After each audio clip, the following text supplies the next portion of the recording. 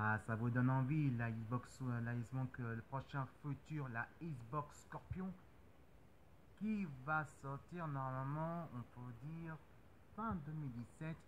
Et ça va parler dans le prochain avenir, dans la semaine de E3, Los Angeles, qui va durer du 13 au 16 juin prochain.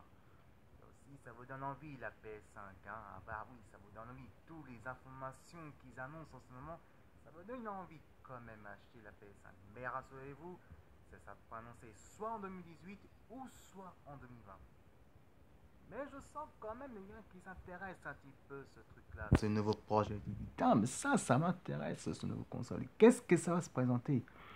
Bon, vous avez compris déjà que, rassurez-vous, côté de consommateurs compatibles avec la PS4, la Xbox One qui sont compatibles avec le jeu en ligne, que ce soit côté sur PC, que ce soit côté sur tablette et côté sur iPhone et smartphone, rassurez-vous, ça va pas tuer le marché du console. Et il faut pas ce qu'il faut dire, que ça va bientôt se préparer les deux prochains futures consoles qui va arriver. Une avec bien sûr la Xbox Scorpio qui sortira normalement fin d'année 2017 ou peut-être 2018. Et deux, évidemment qu'il ne faut pas oublier qu'il y a le futur prochain de la PS5 qui va sortir soit à la fin de 2018 ou soit évidemment en 2020. Tout dépend que Sony donnera le feu vert de projet. Mais on sent quand même que Microsoft ne va pas laisser ce marché sur les pieds, les petits pépères. Et oui, je vous rappelle qu'évidemment, que oui, c'est vrai que la Xbox One est quand même est plus vendue que la Xbox 360, mais il a quand même est sous inférieur devant la PS4, devant Sony, devant la PS4. Bah, en même temps, c'est normal. Il faut dire carrément que c'est vrai que les joueurs s'intéressent beaucoup, les gamers s'intéressent beaucoup aux jeux en ligne, la Xbox Live, et ils sont un peu déçus. Oui, mais bon, c'est vrai que ça perd la puissance quand même.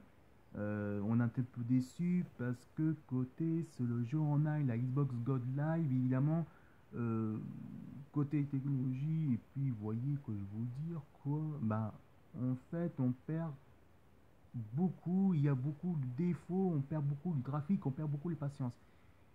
Et en plus que on télécharge aussi sur le jeu, sur les smartphones et tablettes. Alors il faut savoir, il faut arrêter. Ouais, mais il faut dire carrément que c'est tout à fait normal. Euh, Tout à fait normal qu'il faut dire que ce qu'il faut pas oublier les gars, c'est que maintenant il y a la Xbox Scorpion qui va arriver. Et ça se trouve que la Xbox Scorpion va gagner 10 fois plus de puissance côté la Xbox One. Qu'il faut rappeler que si vraiment Microsoft et Sony, vous les fans vous demandez, c'est que Sony et Microsoft fait le travail pour vous. Et pour moi aussi, pour les fans, les jeux vidéo, mais aussi pour vous. C'est vous, vous allez demander gagner la puissance. C'est vous, vous allez gagner, mais qu'est-ce que ça va être, c'est facile, le prochain futur console.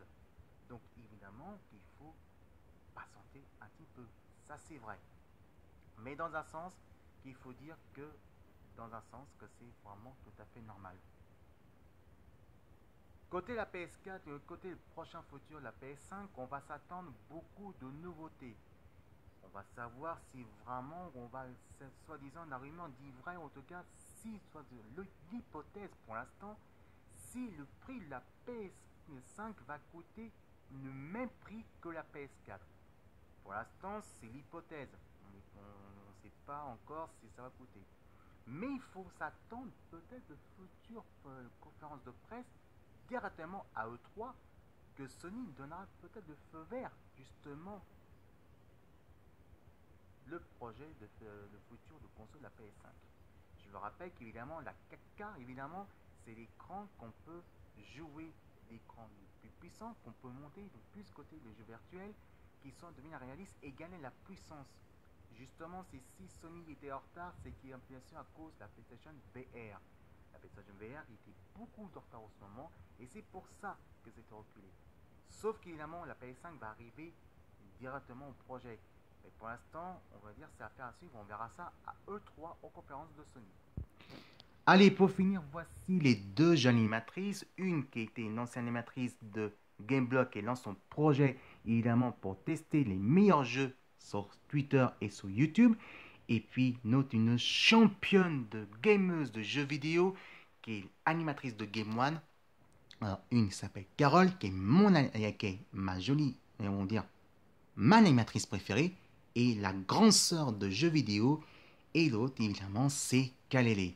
Voici les deux demoiselles qui vont s'affronter avec Tekken 7 qui sortira demain cette fois-ci. Et oui, il sortira sur PS4 et Xbox One. Voici les deux animatrices, Carole versus Kalele, pour jouer Tekken 7. Et oui, Tekken 7 sortira demain. Alors, qui choisirait? C'est qui vous choisissez vous? Vous êtes pour qui? Kalele ou Carole? Moi, je sais pour qui je vais être. Maintenant, c'est à vous de faire votre choix, mes amis Facebook et mes amis YouTube. Allez, voici Tekken 7 avec Carole versus Kalele. Mesdemoiselles, c'est à vous et que la meilleure gagne ces fois-ci. Et évitez les game over.